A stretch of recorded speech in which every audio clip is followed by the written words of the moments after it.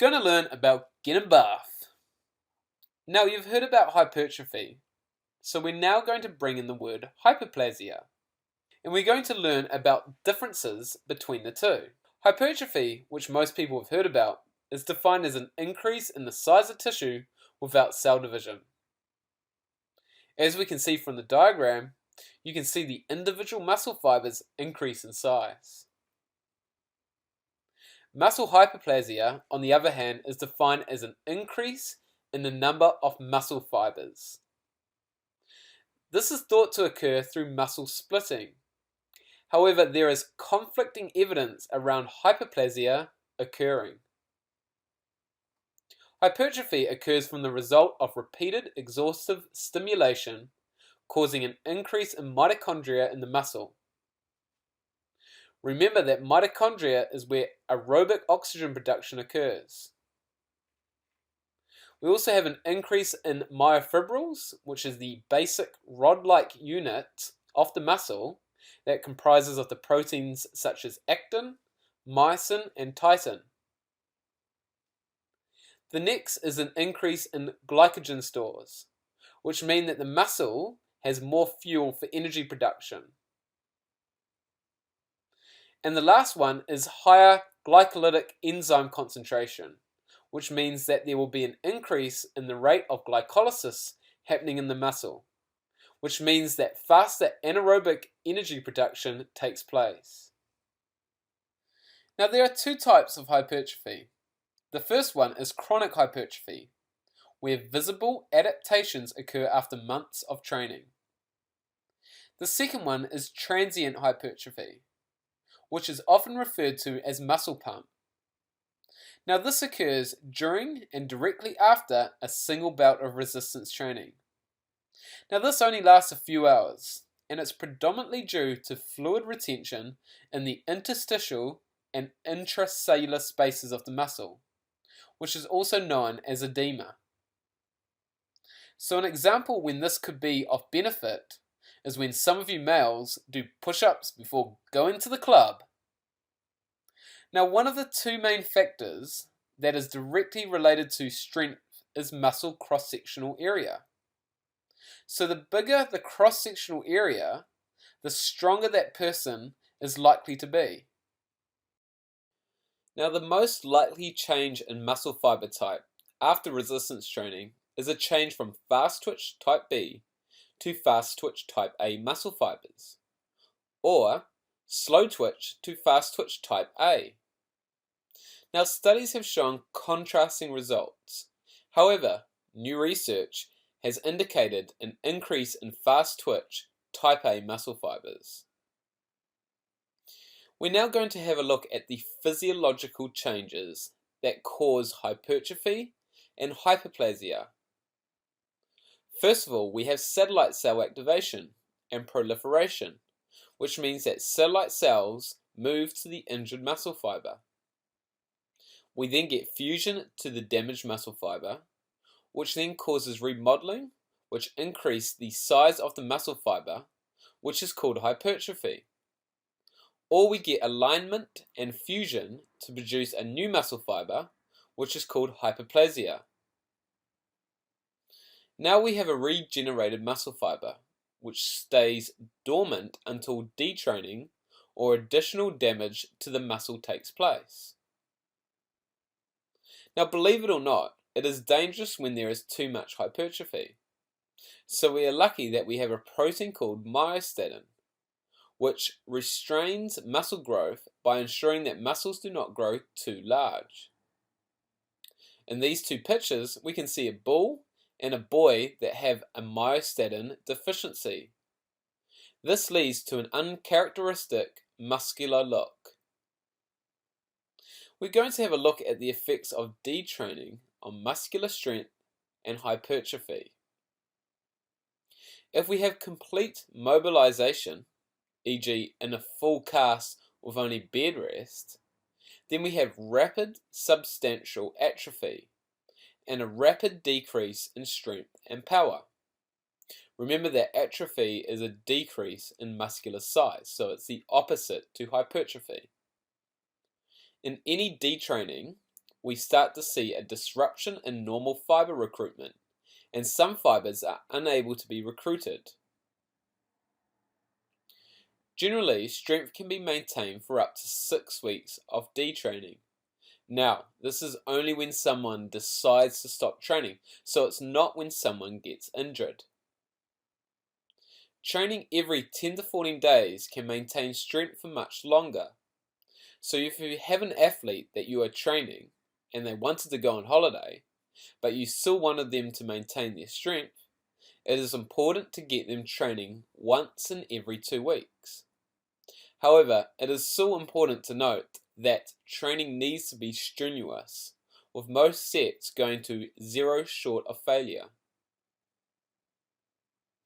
Now we're going to have a look at delayed onset muscle soreness, or DOMS.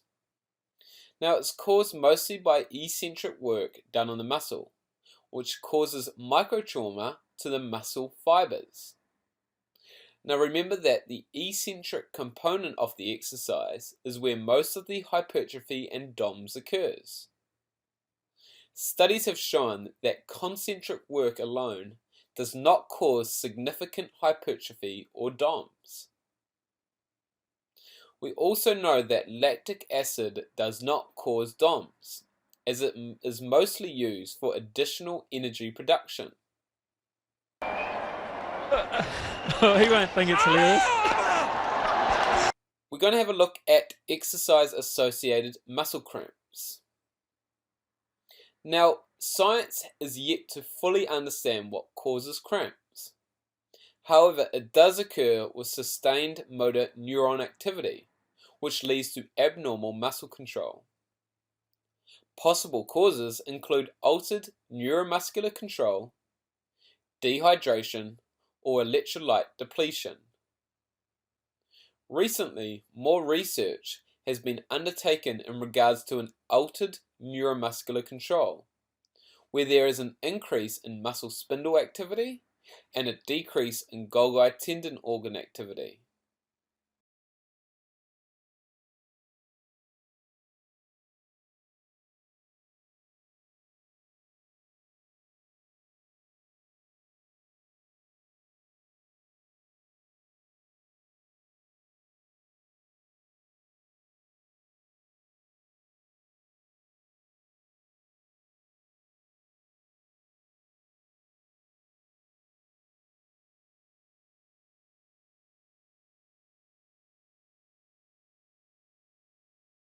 This question is, describe the various neuromuscular adaptations to strength training that are set to result in increases in strength and power, discussing the evidence and merits of each. So the first one we've got is fibre type conversion. As you know, we've got fast twitch fibres and we've got slow twitch fibres. Slow twitch fibres are good for aerobic energy production, and fast twitch fibres are good for anaerobic energy production.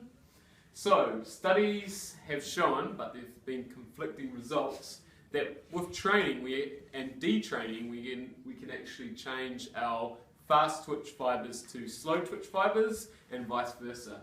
So, here we have got Chester. Chester is tall, lean, and he's really good at endurance training. So, we would think that Chester would have a large percentage of slow twitch fibres because he's good at aerobic energy production. Now, if Chester did some weight training, a good old bicep curl, he hopefully would turn into Billy for these muscles, okay? So Billy, don't be shy, man, you do it all the time in the gym. He's got predominantly fast twitch fibres. Why? Because all he does is bicep curls. Because he wants to look good when the TV camera's on him. So he's going to have predominantly fast twitch fibres. So we've changed from slow twitch fibres to fast twitch fibres. If we give Billy this weight here, if he does further bicep curls, good, we can turn some of his fast twitch fibre, or fast twitch B fibres, into fast twitch A fibres. So that's what happens there. If I missed any point out. The most common shift is between the fast twitch fibres. So going from fast twitch type B to type A and vice versa. Now detraining. So if Billy just decided he just wants to sit on the chair and do nothing, well, he will go from his fast twitch fibres to his, and change to slow twitch fibres, okay? So with detraining you also get fibre type conversion. Number 2, motor unit synchronization. Lovely. Alright, so a motor unit is, Motor nerve, and all the, muscle fibers, it innervates, good. So normally our motor units fire asynchronously. Which means one motor unit tries to move the load, has a break, then another one goes, and another one loads. So if we've got a big load who ate too many pies, they don't generate enough force. With strength training, an adaptation is, motor unit synchronization. which is where they all contract together. Number 3, increase in agonist recruitment. Alright, so what we did previously was Motor unit synchronization. good. When all the motor units that were recruited already work together. So right now, I've only got one motor unit that's recruited. So how can we increase the force? We can increase the firing frequency. So if the motor unit gives it a go, and fire, fire, fire, and it's not working, if we increase the firing frequency, and she fires quicker, and we generate more force. Great. But if that didn't generate enough force, the next way we can generate force is via the recruitment of high threshold motor units. So my poor motor unit here is firing away as hard as it can, but it's not budging me. So she recruits some of her mates,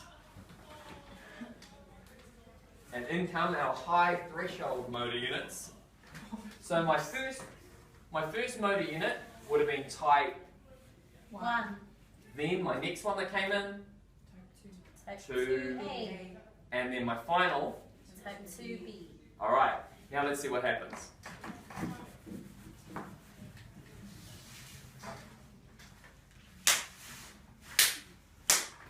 Have you got another example of recruitment of high threshold motor units? Who wants that? We'll go on. Oh, you want to talk about that? Okay, so the way our motor units are recruited is via the size principle. So if I had a scratch on the inside of my nose, what would be the type of motor unit I'd recruit? Type 1. Type 1. So a low force needed, so our type 1s. So as I start to pick my nose, I realise it's a bit stuck, so I need more force to scratch it out. So in come my... Type 2A. Good. So I get in there, and I really add more force, and my finger gets stuck so far in my nose to try to get that booger out, that I'm going to need more force to get it out. So the next in the size principle would be my... Type 2B. Type 2. So my type 2Bs would come through, and I'd have more force to rip that booger out. The size principle of motor unit recruitment. Number 4, antagonist co-activation. Good. So, in a normal muscle contraction, the agonist, who is the prime mover, who does most of the work, generates most of the force, and then we get Co-activation. of the... Antagonist. Good. So, when the agonist contracts, the antagonist gently breaks the movement, so we get a nice, smooth contraction, which is good. But if we want to increase the force of our agonist contraction, what are we going to do to the activation of our antagonist? Decrease. Good. So if we decrease the antagonist activation, and let's see what happens to our force. So So we had so much force that we ruptured, we avulsed the tendon from the bone. Can we try that again? No! That was a perfect demonstration! Are you still rolling? Yeah. So, because of the huge generation of force, there was an avulsion fracture from the tendon pulling the bone off. Good. So strength training will Decrease the antagonist co-activation. so that the Agonist. can generate More force. cool. Hopefully not as extreme as this. 5. Autogenic inhibition and reflex potentiation. So, the first one is autogenic inhibition. So it's too much force on the muscle, causing a reduction in activation. In this fantastic diagram here, you can see the GTO. This is our Golgi tendon organ. And basically it's a sensor that is situated on our tendon. When we lift something, our muscle is going to contract. Now, if it's contracting with too much force, it's a safety mechanism. So, the tendon, as we can see, stretches. The GTO then kicks in and says, too much force. I don't want this muscle to rip away from the tendon.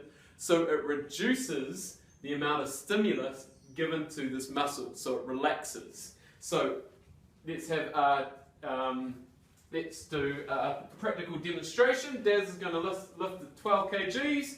Now he can lift that perfectly fine, as we can see. Now the muscle is contracting, but there's not enough force for that GTO to kick in and to reduce that stimulus to his bicep muscle, because that bicep muscle is not in risk of ripping away from the tendon. Now, we get the next one. This is about 53 kgs. As Daz is going to prove, no, he cannot lift it. So what's happening there is that his muscle's contracting with too much force. It's pulling on the tendon. The GTO just going, hell no. And it reduces the stimulus, so it reduces the force, and then he is forced to put the weight down. The next one is reflex potentiation, which the muscle starts stretching, potentiation of the next concentric action occurs. So, Daz, you're going to do a counter movement jump, which is the eccentric action when it comes down, and that's when our quad is lengthening. So it's going from this to this. We've got muscle spindles. They're kind of like our GTO, our Golgi tendon organs, but they work in the opposite way. They respond to stretch. So when the muscles stretch, they're a safety feature that goes, hang on a minute, we don't want this muscle to stretch too much that it rips and tears. Well, they kick in and they actually send action potentials to the quad to actually contract. So when we do a counter movement jump, we can normally jump a lot higher than if we were just doing the concentric action. As I said, we've got agonist activation, but we also have antagonist inhibition. So that is when the hamstring actually turns off, so we can jump higher. We haven't got that antagonist muscle slowing us down, which we learnt in number 4.